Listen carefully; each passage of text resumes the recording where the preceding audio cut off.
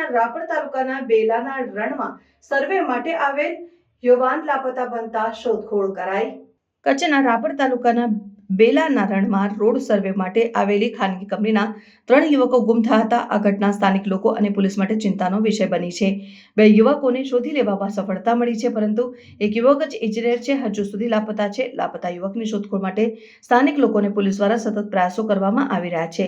આ ઘટનાએ સમગ્ર વિસ્તારમાં ચકચાર મચાવી છે। લાપતા યુવકના પરિવારજનો અને મિત્રોએ પણ મદદ માટે અપીલ કરી છે।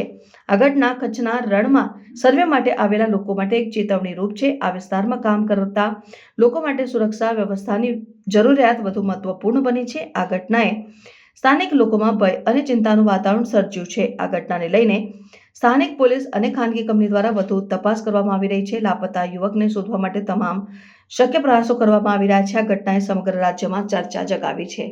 તારીખ 6/4/2025ના રોજ ભાસ્કરન જ્યોતિષ અનુસંધાન કેન્દ્રના પ્રાઇવેટ કંપનીના એક સર્વેયર, એક અસિસ્ટન્ટ અને ડ્રાઈવર બેલા બીઓપી ખાતે એન્ટ્રી કરી રણ વિસ્તારમાં રોડનો સર્વે કરવા માટે ગયેલ હતા। ત્યારબાદ ડ્રાઈવર મોહમ્મદ ગની ખાન દ્વારા બંને જણા પરત ના આવતા બેલા બીઓપી ખાતે સંપર્ક કરવામાં આવતો। ત્યારબાદ તેને અનુસંધાને બેલા બીએસએફના અધિકારી દ્વારા રણમાં સર્ચ કરવા માટે ગયા અને ત્યારબાદ એમાંથી જે છેલ્લારામ મીઠારામ છે તે મળી આવેલ હતો।